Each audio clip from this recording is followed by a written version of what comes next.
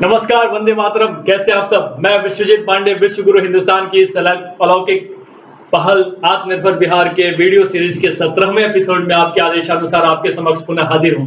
उम्मीद करता हूं कोरोना रूपी इस वैश्विक महामारी के दौर में आप अपने स्वजनों के साथ सुरक्षित हैं, स्वस्थ हैं एवं एक आत्मनिर्भर बिहार तथा एक समृद्धशाली भारतवर्ष की कुशलता की कामना कर रहे हैं। दोस्तों, कल के एपिसोड में हमने बिहार में विकास की संभावनाओं पे चर्चा किया था और आपको यह बताते हुए काफी हर्ष महसूस हो रही है कि अब तक के जितने भी एपिसोड्स में जितने भी फोन कॉल्स और जितने भी प्रतिक्रियाएं हमारे पास आती है, उसमें से सबसे ज्यादा फोन कॉल्स, सबसे ज्यादा शुभकामना संदेश और सबसे ज्यादा युवाओं के फोन कॉल्स, युवतियों के फोन कॉल्स कल के एपिसोड में हमारे पास आया है। और उन्होंने खासकर हमारे कल के वीडियो सीरीज के कल के एपिसोड के टॉपिक की काफी तारीफ की है। उन्होंने कहा है कि कल के एपिसोड ने उनके सोचने का नजरिया बदल दिया है। कल के एपिसोड ने उनके अंदर एक सकारात्मकता की भावना जागृत कर दी है। इतना ही नहीं, उन्होंने यह भी हमसे आग्रह किया कि आज के इस एपिसोड में हम ह्यूमन कैपिटल के बारे में चर्चा करें, हम बिहार के ह्यूमन कैपिटल के बारे में चर्चा करें। उन सबके आग्रह के मद्देनजर हमारी टीम ने बहुत ही मेहनत करके एक रिपोर्ट तैयार किया है जो कि आपको बहुत ही पसंद आएगी। और मुझे उम्मीद है कि यह रिपोर्ट देखने के बाद आप मुझे फोन कॉल करने को बाध्य हो जाएंगे और आप हमारे वीडियो को लाइक करके इसे समस्त हिंदुस्तान प्रेमियों तक शेयर करने के लिए बाध्य हो जाएंगे। दोस्तों, मैं बात कर रहा हूं बिहार में विकास की संभावनाओं के बाद, कल के प्रतिक्रियाओं के बाद जो युवाओं के संदेश आए हैं, उसके हिसाब से हम आज चर्चा करने वाले हैं population and human capital in Bihar के बारे में। यानी बिहार की पॉपुलेशन को, बिहार की बढ़ती आबादी को ह्यूमन कैपिटल के रूप में किस तरह से परिवर्तित किया जा सकता है। इसका अगर ताजा एग्जांपल समझना हो, इसकी अगर ताजा उदाहरण समझनी हो, तो हमें चाइना से समझना पड़ेगा। जी हाँ, चाइना ऐसा देश है जो कि वर्ल्ड का सबसे ज्यादा पॉपुलेशन चाइना के पास है और उसने विगत कुछ वर्षों में, कुछ दशकों में अपनी इस जनसंख्या को, अपनी पॉपुलेशन को ह्यूमन कैपिटल के रूप में कन्वर्ट किया, जिसका नतीजा है कि आज का वर्ल्ड का इकोनॉमी चाइना के हाथों में भी है किसी न किसी माध्यम से। इंडिया की इकोनॉमी में बहुत बड़ा योगदान चाइनीज इकोनॉमी का है, चाइनीज प्रोडक्ट्स का है, चाइनीज कंपनियों का है, जो कि हम आए दिनों या अध्ययन करते हैं। और अपने घर में आप भी उठा के देखेंगे तो आपके सामने कई सारे ऐसे प्रोडक्ट्स मिल जाएंगे जो कि चाइनीज कंपनी का है। इन सारी चीजों से जब हम बिहार की तुलना करते हैं, बिहार की आबादी की तुलना करते हैं, भले ही हमारे पास भारतवर्ष की आबादी का 9% आबादी बिहार में हमारे निवास करती हो, लेकिन इसका मतलब यह नहीं कि हम इसको अभिशाप मान लें। इस अभिशाप को हम वरदान में किस तरह से बदल सकते हैं, इसके लिए हमने जब अध्ययन किया तो पाया कि काफी सारी संभावनाएं हैं और इन संभावनाओं को, हमें इन संभावनाओं के ऊपर वर्क करना होगा, उसे समझना होगा और युवाओं को प्रेरित करना होगा। जब इन सारी रिपोर्ट्स को स्टडी करने के बाद हमें यह विश्वास हुआ, तो निश्चित सी बात है कि कुमार विश्वास की पुनः कुछ पंक्तियां हमारे मनो मस्तिष्क में आ जाती है, जो कि बोलना जरूरी हो जाता है। जिस्म की बात नहीं थी, उनके दिल तक जाना था, लंबी दूरी तय करने में वक्त तो लगता है, गांठ अगर लग जाए तो फिर रिश्ते हो या डोरी, लाख करे कोशिश खुलने में वक्त तो लगता है। दोस्तों, इसी वक्त का तकाजा और इसी वर्तमान बिहार के परिप्रेक्ष्य में हम बिहार की बढ़ती आबादी और भारतवर्ष की सबसे ज्यादा युवा आबादी के बारे में जब सोचते हैं, तो हमें यह सोचने पे मजबूर हो जाता है, हम यह पाते हैं कि ह्यूमन कैपिटल मशीन और टेक्नोलॉजी की तरह ही महत्वपूर्ण है। यह ज्ञान, स्किल सेट और मोटिवेशन को दर्शाता है जो लोगों के पास है, लेकिन हमें यह भी सोचना होगा कि लोग स्किल सेट या ज्ञान के साथ पैदा नहीं होते, वे कौशल और शिक्षा के माध्यम से ही इसे अधिग्रहण करते हैं। अधिक शिक्षित श्रमिक उच्च आय अर्जित करेंगे, जो अंततः अतिरिक्त खर्च के माध्यम से बिहार की आर्थिक वृद्धि को ही बढ़ाएगा। आप सभी इस बात को मानते हैं कि अगर कोई भी मजदूर या कोई भी श्रमिक जब कमाएगा या कुछ अर्जित करेगा, कुछ धनार्जन करेगा, तो निश्चित सी बात है कि वह अपने घर को लेके आएगा उस पैसे को, और जब वो इन्वेस्ट करेगा बिहार में डायरेक्टली या इनडायरेक्टली रूप से, जब बिहार में इन्वेस्ट करेगा तो उसका राजस्व बिहार सरकार में आएगा, जो कि निश्चित तौर पर जीडीपी में इजाफा होगा और सुख सुविधाएं बढ़ेगी, सर्वांगीण विकास होगा, जिस सबकी हम कल्पना कर रहे हैं।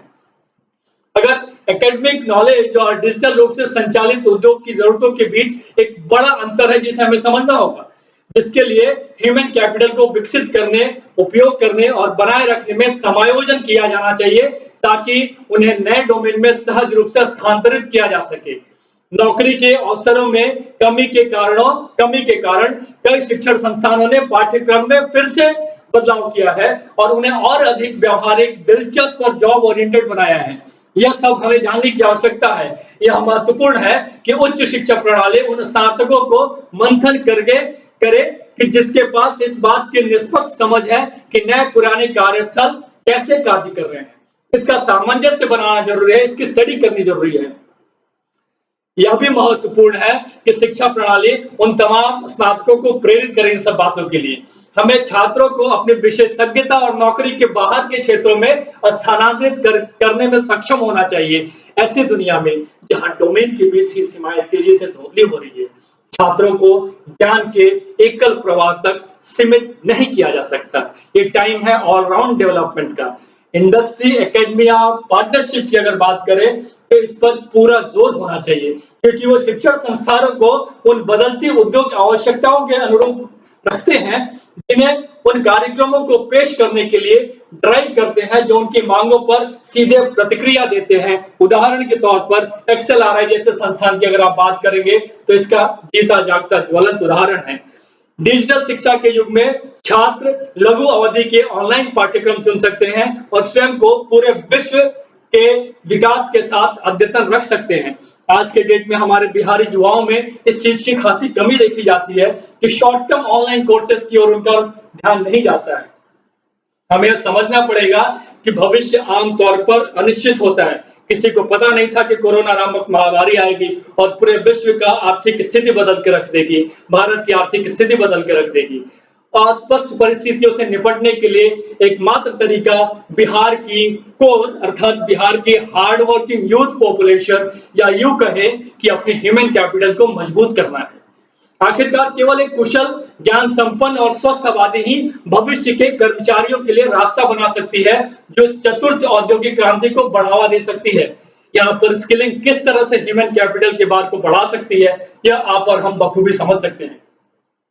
ब्रॉड बेस्ड फॉर्मल एजुकेशन की अगर बात करें, जिसे हम व्यापक आधारित औपचारिक शिक्षा कहते हैं, अभी तक युवाओं के लिए सुलभ है ही नहीं और विश्वविद्यालय स्तर पर शिक्षा की अभी भी इसके लिए पात्र लोगों की 1/4 तक ही सीमित रह जाती है। जी हाँ, इस तरह के शिक्षा जिन लोगों को चाहिए उन लोगों को 1/4 भी नहीं मिल पाता है।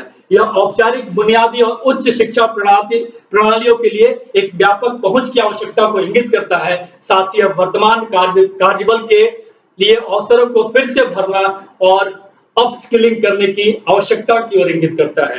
हालांकि बिहार में शैक्षणिक प्राप्ति दर बढ़ी है, लेकिन फिर भी देश के अन्य प्रमुख उभरते बाजारों से काफी कम है, काफी पीछे है। हमारा रेट निश्चय ही पहले के एजुकेशन लिटरेसी रेट से काफी बड़ा है, लेकिन वर्तमान डिमांड को पूरा करने के लिए सक्षम नहीं है। हमें उस पर ध्यान देने की आवश्यकता है। दोस्तों, नेस्कॉम की एक थोड़े दिन पहले की रिपोर्ट आप देखें तो उसमें कहा गया था कि भारत में अनुमानित 40 लाख आईटी कर्मचारियों में से लगभग 40% को augmented and virtual reality, blockchain, AI, machine learning, cloud computing, big data analytics and internet of things जैसी तकनीकी ज्ञान के साथ तालमेल रखने के लिए अगले कुछ वर्षों में फिर से तैयार करने की आवश्यकता है। इसका मतलब है कि हमारे ज्यादातर आईटी क्षेत्र में कार्यरत हमारे मैन पावर्स के पास उस तरह के अपग्रेडेड स्किल्स नहीं है। उनके स्किल्स को अपग्रेड करने की आवश्यकता है। आप भी यह जानकर हैरान रह जाएंगे कि ये जो रिपोर्ट हम जिसके बारे में चर्चा कर रहे हैं, इस रिपोर्ट को बनाते समय मैंने ग्लोबल कैरियर एक्सपर्ट से चर्चा किया था। इस संबंध में मैं जब चर्चा कर रहा था, वो बेंगलोर में स्थित हैं, तो उन्होंने मुझे बताया कि उनके संपर्क में अभी भी जापान की 2 कंपनियां हैं, जिन्हें अगले 6 महीने के अंदर 700 से ज्यादा इंडिया से इंजीनियरिंग ग्रेजुएट्स चाहिए, जिनकी स्टार्टिंग सैलरी अगर आप सुनेंगे तो हैरान रह जाएंगे, जिनकी एनुअल सैलरी पैकेज 18 लाख के लमसम है, इंडियन रुपीस में 18 लाख के लमसम है।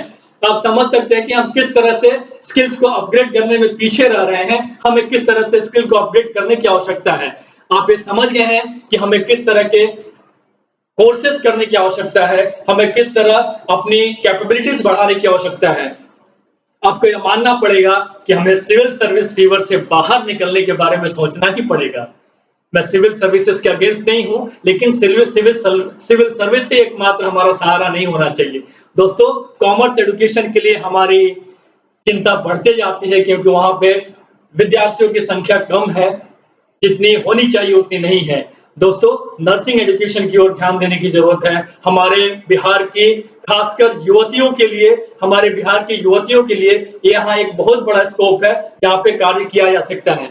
वोकेशनल कोर्सेज की ओर हमारे प्रदेश के युवाओं की उदासीनता इस पर सोचने को आवश्यक जोर देती है कि आखिर ऐसी क्या कमी है, हम वोकेशनल कोर्सेज की ओर क्यों नहीं बढ़ना चाह रहे हैं। डिग्री के साथ साथ एडिशनल सर्टिफिकेशन कोर्सेज की आवश्यकता है, कम्युनिकेशन स्किल्स दिखाने की आवश्यकता है। दोस्तों, हम में से ज्यादातर बिहारी जब भी हम बात करते हैं युवाओं से, तो ये बोलते हैं कि लिखा परदेश किस्मत में, वतन को याद क्या करना, जहां बेदर्द हाकिम हो वहां फरियाद क्या करना। लेकिन हमें इस मानसिकता से निकलनी है। दोस्तों, सिर्फ सरकार की ओर मुंह ताकने से बेहतर है कि हम बिहार के युवा अपनी काबिलियत भी निखारें और उसके बारे में सोचें। हमें विश्वास है कि हम अपनी स्वॉट एनालिसिस करके इस चीज से बाहर निकल सकते हैं। और मुझे यह भी विश्वास है कि इसी दिन के लिए स्वर्गीय रामधारी सिंह दिनकर जी ने 4 लाइनें लिखी थी। दिशा दीप्त हो उठी प्राप्त कर पुण्य प्रकाश तुम्हारा, लिखा जा चुका अनल अक्षरों में इतिहास तुम्हारा। जिस मिट्टी ने लहू पिया हुआ फूल खिलाएगी ही, अंबर पर घन बरछाएगा ही उच्छ्वास तुम्हारा। और अधिक ले जात देवता इतना क्रूर नहीं है, थककर बैठ गए क्या भाई, मंजिल दूर नहीं है। मुझे उम्मीद है हमारा वीडियो आपको पसंद आया होगा और समस्त हिंदुस्तान प्रेमियों तक इस वीडियो को पहुंचाकर हमारे इस अभियान में आप अपना साथ देंगे। दोस्तों, कल मिलते हैं, कल फिर से मिलते हैं बिहार को आत्मनिर्भर बनाने की चुनौतियों एवं उनके समाधान के साथ। तब तक के लिए धन्यवाद, प्रणाम, नमस्कार।